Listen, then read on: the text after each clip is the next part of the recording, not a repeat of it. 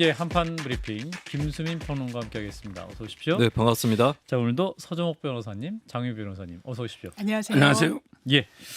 자, 일단은 대통령의 만찬 얘기인데요. 어제 국민의힘 일부 최고위원과 만찬을 한 것으로 알려지고 있습니다. 그런데 친한계 최고위원들이 초청받지 못했다. 물론 한동훈 대표도 못 받았다.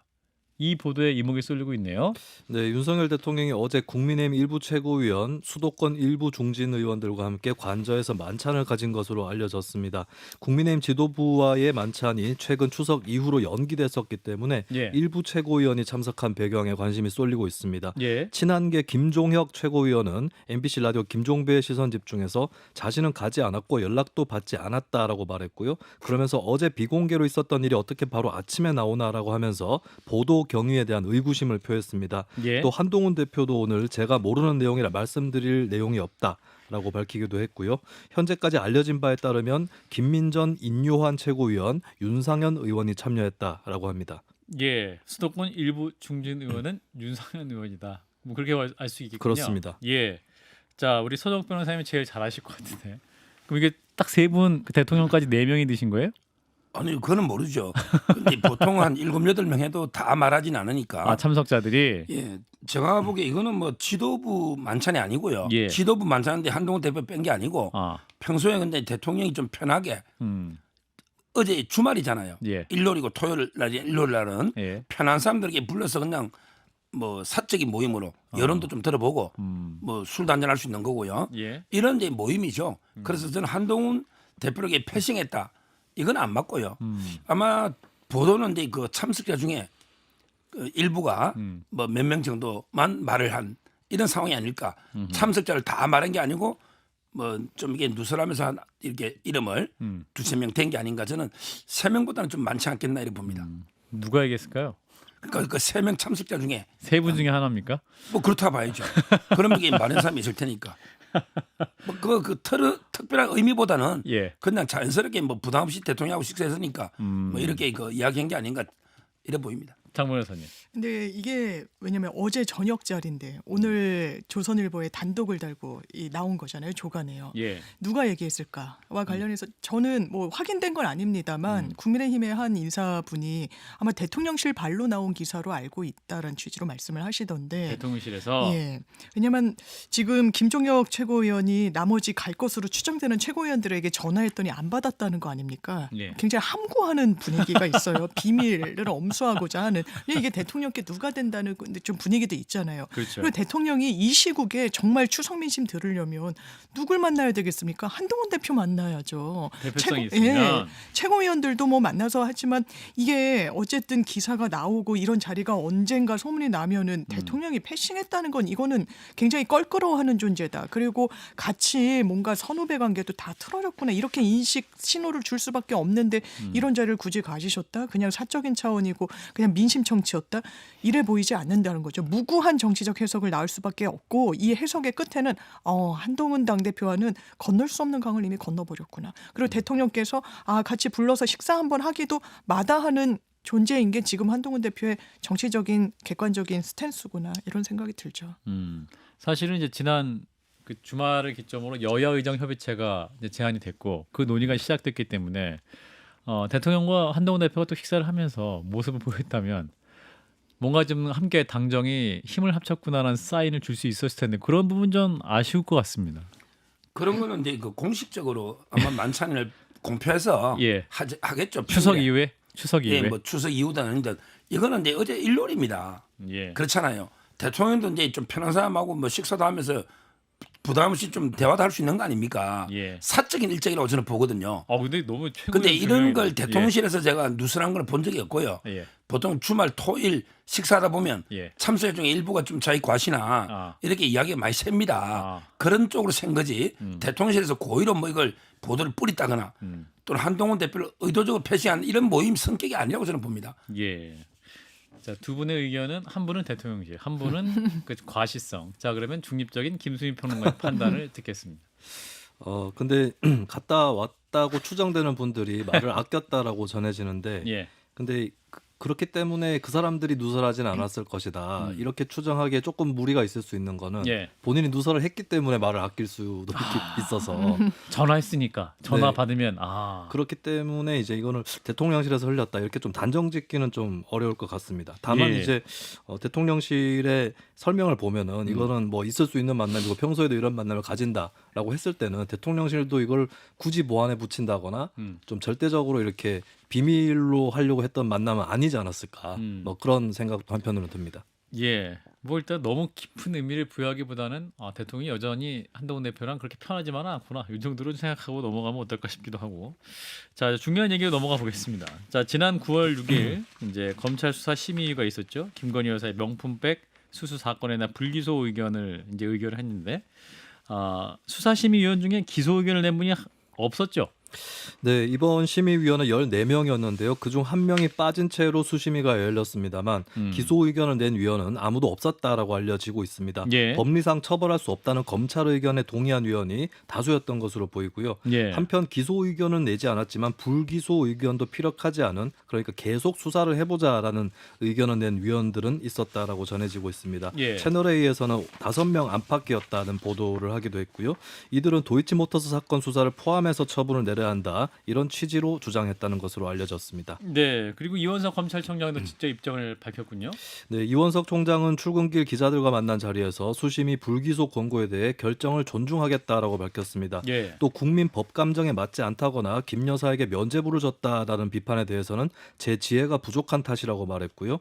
또 현명하지 못한 부적절한 바람직하지 못한 처신이 곧바로 법률상 형사처벌 대상이 되거나 범죄 혐의로 인정되는 것은 아니라고 설명을 했습니다. 예. 한편 도이치모터스 사건에 대해서는 이번 주 예정된 항소심 판결을 세밀히 살펴서 마무리가 될 것이라면서 다만 이번 주 총장 임기가 끝나기 때문에 자신이 종결하기는 어려울 것이라고 말했습니다. 한편 명품 가방 수수에 대한 수사심의위원회가 또다시 열리게 됐는데요. 예. 이것은 최재형 목사가 소집 신청을 한 것에 대해서 부의심의위원회가 오늘 수심위에 부의를 하기로 의결을 했습니다. 예. 이렇게 되면은 수심위위원을 새로 구성을 해서 사건 내용을 심의를 하게 되겠고요. 이로 인해서 이 총장 임기 내에 이 사건이 마무리될 것이라는 것은 좀 어렵다. 이런 전망이 나오고 있습니다. 그 수사심의를 그럼 다시 열게 되는 거네요. 그렇습니다. 최재형 목사의 신청에 맞게 이제 다시 여는 것이고 뭐 판단하는 사안은 거의 같을 수 있는데 다만 수사심의위원 이렇게 추첨해서 선발하는 것은 다시 구성을 하게 됩니다. 그렇군요.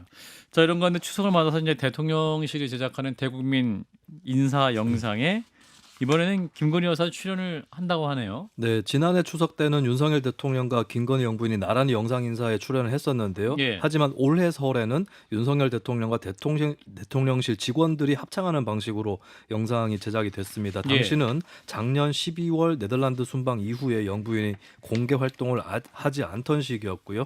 이번 추석 영상에 영부인이 출연을 하는 것은 최근 공개 행보를 재개한 데다가 검찰 수사심의위원회 결과도 반영된 것으로 풀이가 되고 있습니다.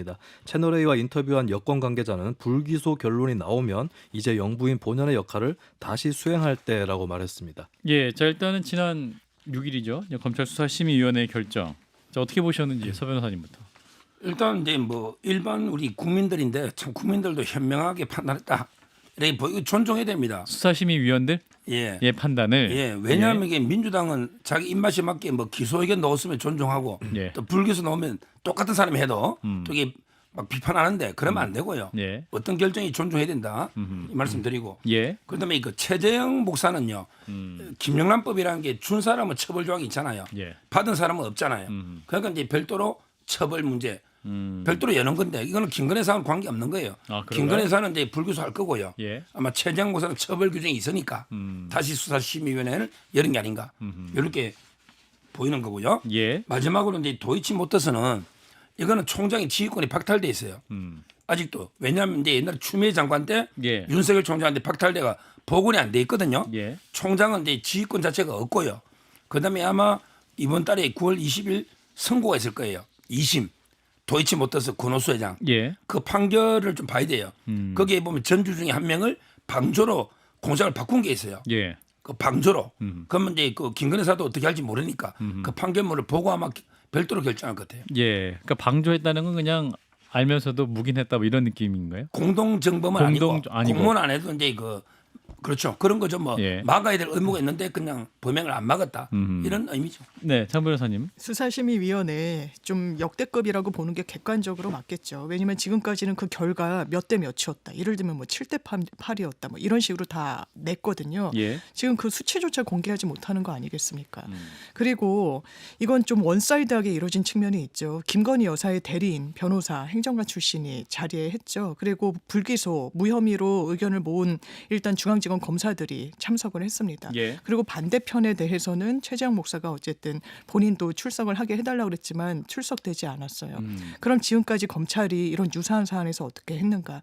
이를테면 양쪽의 입장이 있으면 양쪽의 출석을 다 담보시켜 줬었죠. 예. 이태원 참사 당시에 김광호 전 서울경찰청장 기소 의견이 나왔었습니다. 그때도 유가족분들이 참석을 하셨었어요. 예. 그리고 김학의 전 차관 출국금지 수사 외압 사건 관련해서 외압을 했다라는 주체들도 나왔지만 외압을 당했다라고 이야기했던 사람들도 나왔습니다. 지금은 그렇게 진행됐다고 보여지지 않아요. 그렇게 진행되지 않았습니다. 그리고 그 결과의 수치조차 이야기하지 못하는데 이게 공정성이 담보됐다고 생각할지 저는 결과적으로 그리고 정치적 정무적으로는 이 정권에 더 큰 부담이 되는 그런 상황을 자초했다라고 생각하고요. 전 지금 서 변호사님 짚어주신 대로 9월 20일 날 나오는 항소심 도이치모터스 재판 상당히 의미 있다고 생각합니다. 예. 일단 방조라는 건 주범에 준하지 않는 거예요. 그냥 범행을 용이하게 하는데 좀 조력한 정도만으로도 유죄가 인정될 수 있어요. 공소장 변경이 있었죠. 그렇다면 전주 지위라는 건 김건희 여사와 그 모친의 지위와 유사하기 때문에 그 부분을 법원이 어떻게 판단하는지에 따라서 이 부분은 또 하나의 분수령이 될 것 같습니다. 예. 자, 이원석 총장의 임기가 끝이 나게 되는데 이제 관련해서 여러 가지 설왕설래가 있었습니다. 이원석 총장의 행보는 마지막으로 어떻게 평가하시는지? 참 이게 저는 뭐 2년 동안요. 예. 제대로 이게 한 게 없는 것 같아요. 제대로. 어. 이재명 대표 수사도 이게 마무리 아직 못 짓잖아. 아직 미안해 수사가 많아요. 버카라든지 예. 정자동의 판교 힐튼 호텔이나 그것도 아직 안 됐죠. 그다음에 문재인 대통령 수사도 아직 손 하나 못 댔잖아요. 이제 처음 전주지검 나오잖아요. 예. 그다음에 대법원장 김명수 대법원장은 3년 5개월 만에 첫 소환해놨고 결과도 없어요. 아니 이렇게 중요한 사건들을 좀 신속하게 좀 처리를 해야 되잖아요. 뭐 예. 무혐의를 하든 기소를 하든 뭔가 이게 결론을 내려줘야 되잖아요. 예. 그런데 캐비넷에 열하고 계속 어떤 결론이 없어요. 김건희 여사 사건도 이게 지금 2년 끄는 거 아닙니까?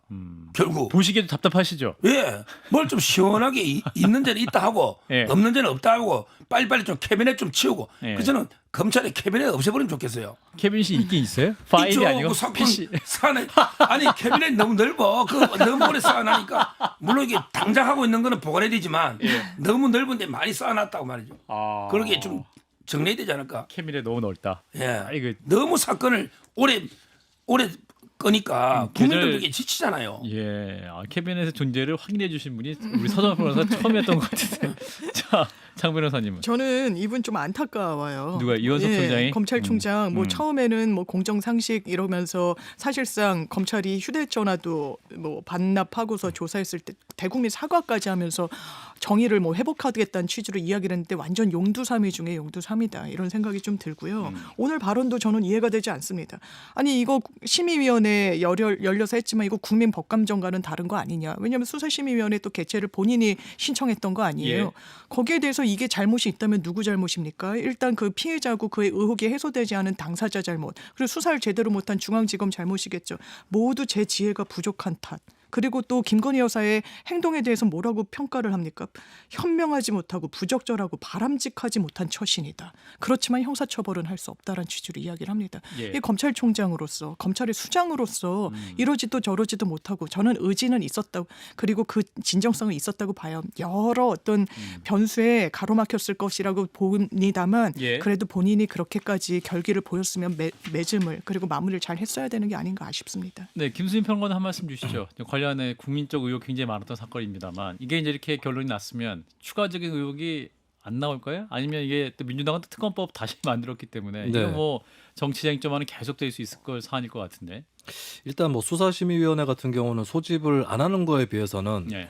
해서 이제 일단 처리를 하는 게 예. 조금이라도 더 납득시키는 절차는 됐을지 모르겠는데 예. 이걸로 이제 여론이 납득을 할 거냐 이 문제, 그러니까 만약에 국민들이 온 국민이 진짜 수시미처럼 토론을 해봤다 그러면 모르겠는데 그렇지 않은 경우도 있을 것이고 예. 이런 거는 이제 결국에 정치적으로 또 해석되는 것 이런 것들을 좀 막을 수는 없을 것 같고 근데 전반적으로 이제 이원석 총장에 대해서는 진정성이 있었느냐 없었느냐 이 부분에 대해서는 평가가 좀 엇갈리지만 결과적으로는 상당히 미진했다. 그리고 과정에 있어서도 아쉬움이 많았다라는 평가들이 있는데 예. 중요한 것은 이제 좀 수사를 일찍 시작을 하는 것 이것이 결국에 문제를 풀 수 있는 단초가 아니었을까. 예. 근데 현재 뭐 검찰도 그렇고 사법도 그렇고 여러 가지 지연 현상들이 많이 일어나고 있는 거. 캐비넷. 네, 이런 부분들을 그 캐비넷에 뭐 의도적으로 넣어둔 것인지 아니면 여러 가지 뭐 정부적 고려 때문에 넣어둔 것인지 아니면 기술적인 문제였는지 이런 것들을 다 총망라해서 근데 국민들이 느끼기에 예. 검찰 수사든 재판이든 간에 왜 이렇게 늦어지냐 이 생각들은 많이들 하고 계실 거거든요. 이 숙제를 남겨놓고 지금 총장 임기가 끝나가고 있다. 이건 확실한 것 같습니다. 예. 그리고 이준석 사건에도 그래요, 의원. 예. 그게 3년 다 될까요, 거의. 예. 근데 조사한 게 그 사이 없어요. 거의 없어. 경찰이 다 해가지고 넘기잖아요. 예. 그 빨리 떨어주든지 해야 되는데 예. 지금은 이제 임기 며칠 앞두고 며칠 남겨놓고 이준석 의원에 대해서 예. 그것도 엄청나게 지연한 거죠. 그렇게 하면 안 됩니다, 수사는. 예. 그 이제 그것도 끝났죠. 무혐의 이제 끝난 불송치. 거죠. 예, 그러니까 거의 끝났죠. 3년 다 돼가잖아요. 아, 그럼 이게 빨리 하고자 하면 빨리 끝날 수 있는 거예요, 모든 그 사건이? 수사인 게 뭐 있습니까? 예. 이준석 의원 한 번 소환하고 아마 한 명 더 소환했을 거예요. 한 개 뭐 일주일이면 끝날 사건이. 그냥 눈치 보고 있었던 거죠. 정치적인 상황. 알겠습니다. 자, 금투세 얘기로 넘어가 보겠습니다. 금융투자소득세 논란. 저희도 이제 지난 금요일에 이소영 의원과 인터뷰를 하면서 굉장히 또 많은 시청자들이 보셨던 것 같은데, 자, 국민의힘에서는 일부 투자자들이 금투세를 이재명세다 이렇게 부른다면서 폐지론에 더 힘을 싣고 있는 거죠. 네, 국민의힘 한동훈 대표는 최고위원회에서 일부 투자자들이 금융투자소득세를 두고 이재명세라고 부르기 시작했다면서 민주당이 금투세 폐지에 동의한다고 해서 말을 바꿨다며 비난할 사람은 없을 것이라고 말했습니다. 예. 앞서 같은 당 권성동 의원도 민주당이 금투세 폐지를 거부한다면 금투세 또 다른 이름은 이재명세가 될 수밖에 없다면서 민주당은 금투세 대상자가 전체 주식 투자자 1%에 불과하다고 하지만 이들이 움직이는 최소 150조 원 자금이 대거 빠져나가면 개미 투자자들의 피해는 자명하다라고 우려했습니다. 예, 자 오늘 이제 진성준 더불어민주당 정책위의장이 저희 김현정의 뉴스쇼에도 출연을 했는데 이 금투세 폐지로는 기득권자들의 궤변이다 이렇게 또 반박을 하고 있죠. 네, 진성준 민주당 정책위의장은 금투세가 국민 다수의 이익을 해치는 것처럼 얘기하는 것은 억지 선동이고 거짓 선동이라고 주장했습니다. 진 의원은 현행 증권거래세의 경우 손해를 보고 주식을 팔아도 세금을 내야 한다면서 그런 증권거래세를 폐지하고 주식을 팔아서 5천만 원 이상 소득이 발생할 경우 그 초과분에 대해서만 소득세를 내도록 하자는 게 금투세다라고 설명을 했습니다. 예. 또 같은 당 이소영 의원이 금투세는 폐지하고 자본시장 선진화를 먼저 하자고 주장한 것에 대해선 동시에 시행해야 할 과제라고 답을 했고요. 민주당은 오는 24일에 금투세 찬반을 두고 당내 토론을 개최할 예정입니다. 예. 근데 그 토론에 이소영 의원 못 간다는 거 아니에요? 예. 아무튼 이 관련해 저희도 한번 토론을 준비하면 좋을 것 같은데. 자, 금투세 논쟁 서 변호사님. 지금 이제 그 1,400만 개미 주식 투자자 있잖아요. 예. 이분들이 원하는 걸 좀 들어보세요. 아. 이분들이요 거래세에 대해서 불만인 사람 아무도 없습니다. 저도 한 번도 이게 거래세가 부당하다고 생각한 적도 없고 우리가 손해를 보든 이익을 보든 거래하다 보면 거래세는 내잖아요. 예. 저항이 없어요. 그런데 이 금투세에 대해서는 제가 단언하건대 99.999%다 반대합니다. 이유가 있어요. 본인이 주식 안 해봐서 모르는지 몰라도 거래세는 저항이 없는데 굳이 아무 저항 없는 거래세를 폐지해주고 금투세를 걷겠다. 그게 액수가 더 많은 것도 아니고 예. 조세 저항만 있고 저는 왜 그런지 모르겠어요. 아니 법을 만들려면 이게 진짜 주식 투자에 원하는 거 국민이 원하는 걸 만들어줘야 되잖아요. 예. 뭐 정당성을 뭐 논리 따지지 말자니까 주식 투자에 뭘 원하느냐 예. 그걸 보자고요. 아. 이거 투표해 보면 이거는 뭐 게임이 안 될 겁니다. 그러니까 이제 확실한 대전쟁 이거죠. 소득이 있는 곳에 그런 농구 세금이 따지지 있다. 말고 국민이 원하는 걸 하자 이거죠. 그럼 1,400만 개미들이 거래세는 저항이 없다니까. 예. 근데 금투자는 저항을 해요. 자꾸 논리 가지고 설득하지 말고 1,400만 주식 투자자들이 원하는 대로 해주면 되잖아요. 정치한 게 그거 아닙니까? 금융소득 문제에 대한 이제 세금을 어떻게 할 걸 그 부분인 건데 이제 서 변호사님은 이게 1,400만 원 개미들 투자자들의 원하는 대 해주면 되는데 그게 정치 아닙니까? 근데 그렇게 또 주장하시면 아니 그럼 국민들이 원하면 세금 다 내지 말게 해야 되냐? 장 변호사님. 그러니까 국민들이 원하니까 25만 원 지원금 하십시오. 그러면 그거는 국민들이 원한다고 해서 하는 뭐 이중잣대로 접근할 건 아닌 것 같고요. 예. 거래세를 폐지한다는 건 그런 것 같습니다. 증권 거래와 관련해서 주식 거래와 관련해서 모든 사람에게 과세 대상이 되는 거잖아요. 그럼 실질적으로 수익이 나는지 안 나는지에 따라서 거래만 했다라고 해서 세금을 부과하니까 이거는 폐지해주겠다. 다만 주식해서 그냥 소득 있는 곳에 과세하겠다는 것도 아니에요. 5천만 원 이상의 수익을 올리면 하겠다는 거예요. 그런데 저는 모르겠습니다. 이 1,400만 명이 본인들이 다 5천만 원 이상의 수익을 거둘 거라는 희망을 갖고 계신지는 모르겠지만 그 희망에 전제한다면 그거는 사실 팩트나 허황된 부분이 있다라고 보는 게 맞겠죠. 그래서 그럼에도 불구하고 이것을 워낙에 이제 비토 목소리가 높으니까 1억으로 상한해주겠다. 이게 세수의 문제도 있는 거고요. 예. 그리고 우리나라가 이걸 3년 전인가 통과시켰습니다. 그때 여야 합의로 통과시켰어요. 예. 그러면 글로벌 스탠다드 이야기를 하시는데 이게 이미 전 세계 자본시장에 우리나라 투자자들한테도 신호로 가 있는 거예요. 예. 아 언제 이 제도는 도입이 되는구나. 이걸 처음부터 흐트러 버린다. 이건 정책 일관성도 없고 한국이라는 이 자본시장, 주식시장에 대한 변동성도 상당히 크다고 시장 참여자들한테는 그런 신호를 주는 거 아니겠습니까? 예. 그렇다면 이 부분은 좀 차분히 봐야 된다. 한동훈 대표께서도 이재명 세다 이렇게 이야기하실 게 아니라 이게 세원 확보는 그럼 다른 방향으로 어떻게 할 것인지 그리고 5천만 원 과세 구간이 그게 문제가 있다면 그걸 유예할 것인지 아니면 그 구간을 높일 것인지를 얘기하셔야지 그냥 폐지. 사람들이 원하니까 개미 투자자들의 열망이니까 이건 전 책임 있는 정치 집단의 답안은 아닌 것 같습니다. 서 변호사님은 주식 투자 해보셨고 장 변호사님 주식 투자하십니까? 전 안 합니다. 아, 네 치명적인 질문 해버렸어요. 자, 우리 김수현 평론가 주식 하세요? 주식? 지금 하지 그 해보신 게 예전에도 안 했습니다. 아니 안 했구나. 그럼 이게 금투세 논쟁 자체가 해보신 분과 안 해보신 분의 논쟁인데 해보신 분 입장에서 무조건 폐지해야 된다는 거죠. 지금 이제 거래세를 폐지해달라는 사람도 없고요. 예. 거래세에 대해서 저항이 없어요. 아. 근데 그거는 우리 양털 깎듯이 예. 사고 팔 때마다 이게 0. 얼마 조금씩 떼기 때문에 예. 느끼지도 못할 분들에게 저항이 없단 정세정이 말이에요. 없다? 그게 더 세금도 많이 들어와요. 예. 뭐 근데 그걸 8분 폐지하고 예. 금투세 해봤자 1조 몇천억 될 거예요. 근데 거래세가 저는 작지 않다 봐요. 근데 금투세라는 게 꼭 뭐 5천 1억의 돈도 있지만 예. 모든 이게 자기 금융 자료들이 다 공개가 돼야 돼요. 아하. 여러 가지로 이게 수입을 종합적으로 따져봐야 되고 그다음에 이게 뭐 5년이 되든 10년이 되든 구간이 있잖아요. 예. 자기가 신고를 해야 되는데 저만 하더라도 이게 올해 덕반지 손해반지 올해는 제가 손해봤어요. 근데 잘 몰라요.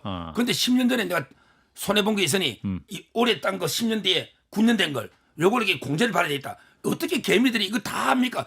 회계 세무사 안 해주면요. 처리를 못 해요. 우리 자진 신고해야 되거든요. 이걸 알 수 정권사를 또 두세 개 거래한 데도 있어요. 그럼 어떻게 합니까?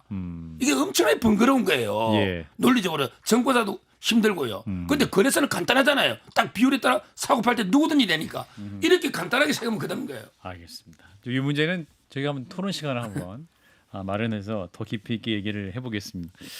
자, 서울시 교육감 선거 얘기를 해보겠습니다. 10월 16일 이제 보궐선거가 있는데 광노현 전 교육감의 재출마 국민의힘이 비판을 하고 있네요. 네, 조희연 전 서울시 교육감이 국가공무원법 위반 등의 유죄 판결이 확정이 되면서 직을 상실함에 따라서 10월 16일 재보궐선거가 치러지는데요. 이 가운데 지난 9월 5일 광노현 전 교육감이 출마를 선언했습니다. 예. 이에 대해서 국민의힘 한동훈 대표는 최고위원회에서 최악의 정쟁의 늪으로 빠뜨리는 행동, 최악의 비교육적 장면이라고 비판했는데요.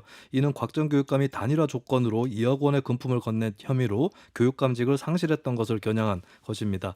또 곽 전 교육감이 국고에 반환해야 할 선거 보전 비용 30억 원을 반납하지 않은 것을 두고 한 대표는 선거 기탁금을 내자마자 압류하라고 중앙선관위에 촉구했습니다. 예. 한편 보수 진영도 이제 서울시 교육감 선거 단일화 문제도 중요한 이슈가 되고 있는데 박선영 전 의원은 불출마 선언을 했군요. 네, 박선영 전 자유선진당 의원이 오전 페이스북을 통해 불출마를 선언을 했습니다. 50년 같은 닷새가 흘렀다. 몸보다 마음이 더 아픈 시간이었다면서 최근 깊이 깊이 고심했음을 시사를 했는데요. 예. 박 전 의원은 2년 전 선거에서 있었던 보수 진영 단일화 실패와 낙선을 가리켜 2018년 처음 교육감 선거에 출마한 것은 원로분들의 간곡한 부탁에 따른 결과였듯이 이번에도 원로그룹의 우려와 기대에 부응하기 위해 2024 보궐선거 후보에 등록하지 않기로 결정했다라고 설명을 했습니다. 예, 50년 같은 닷새가 흘렀다. 닷새 동안 고민하셨던 거군요. 그렇습니다. 예.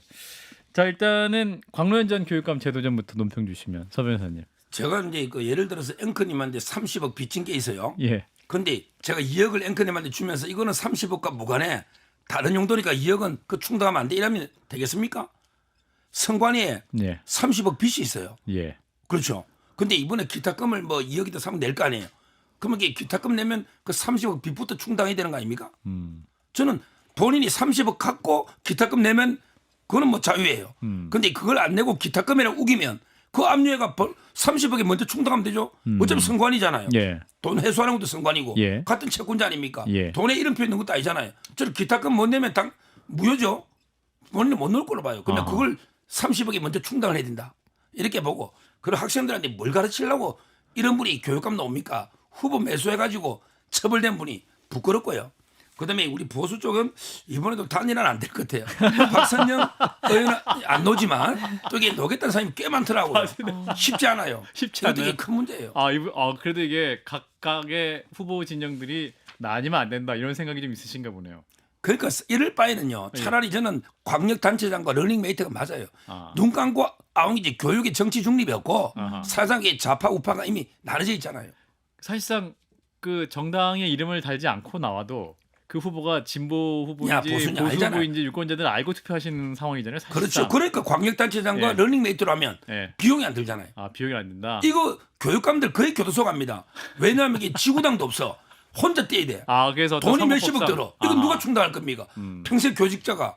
이거 불가능한 선거입니다. 이거 안 바꾸면. 이 부분은 이제 좀 설득력 있는 부분인 것 같은데. 장 굉장히 변호사님. 의미가 있다고 생각이 들고 예. 저도 강노현 전 교육감이 일단 진보 진영의 후보로서 제일 베스트인가는 좀 의문입니다. 짚어주신 대로 그런 과거의 전력을 부인할 수 없는 거고 이거는 뭐 법원에서 나왔던 부분인 예. 거고 사실 본인이 복권은 됐다라고 해서 피선거권은 다시 회복을 했지만 예. 그럼에도 불구하고 그 과거가 이제 교육과 완전히 무관한 게 아니다 보니까 이거 과연 이 유권자들의 선택을 받을 수 있을 것인지. 근데 이제 말씀 주신 대로 이게 교육감 선거라는 게 어쨌든 눈 가리고 아웅식으로 겉으로는 정치적 중립 이래가지고 뭐 당적도 없어야 되고 막 이런 요건이 있다 보니까 예. 이게 또 후보군을 구하기가 상당히 어렵다라고 하더라고요. 예. 이제 교육관계 뭐 위원회에 있었다거나 아니면 뭐 정부 부처에 있었던 분들을 후보군으로 물색하려고 해도 뭐 당적 보유가 뭐 몇 년 동안 없었어야 되고 뭐 이런 요건이 있다 보니까 풀도 확 줄어드는데 예. 이런 걸 좀 풀어줄 필요가 있겠다. 유권자들이 정말 모르고 투표하는 것도 아니고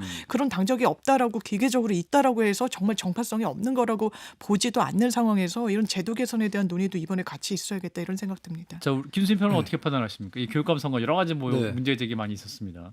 일단 러닝메이트 제도의 뭐 장점이라면 정당하고 결부가 되기 때문에 유권자에게 알 권리를 더 보장한다. 뭐 이런 장점은 있을 것 같고요. 근데 단점이라고 하면은 이제 경쟁 구도가 오히려 사라질 수도 있다라고 하는 점도 있을 겁니다. 예를 들면 현재 정당 무공천 상태에서 부산, 울산, 경남이나 대구에서도 진보 대 보수 구도가 있고 경북에서는 보수 내 경쟁 구도, 호남에서는 진보 내 경쟁 구도가 있거든요. 아하. 근데 이것이 이제 정당이 러닝메이트로 선정을 해버리면 좀 답정너식 선거에 가까워지지 않나 그러네요. 이런 우려도 있을 수 있겠습니다. 예, 반론해 주셔서 서 변호사님. 김수인 평론가가 아주 중요한 점을 지적해 주셨는데.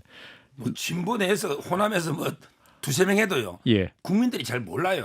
차라리 오히려 깨끗하게 심사해서 예. 러닝메이트를 해주면 예. 더 국민들이 듣기 좋죠. 국민들이 어떻게 다 파악합니까? 정책 대기는 할 수 있지 않겠느냐.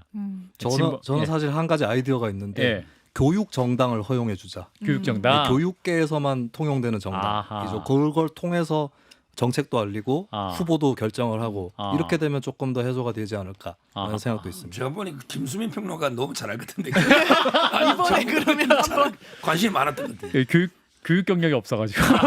교육학과 출신이긴 하지만 아우, 네, 교원 자격증도 있지만 교원 경력이 없습니다. 네. 그러니까. 싸우세요. 교생 실습 한 달밖에 없습니다. 그러니까 이 교육 경력만 채워져야 되는데 저는 아쉽네. 교수를 했죠. 아니, 어떻게 어필하고 계세요. 서 변호사님 때문에 단일화가 안 될 것 같아요.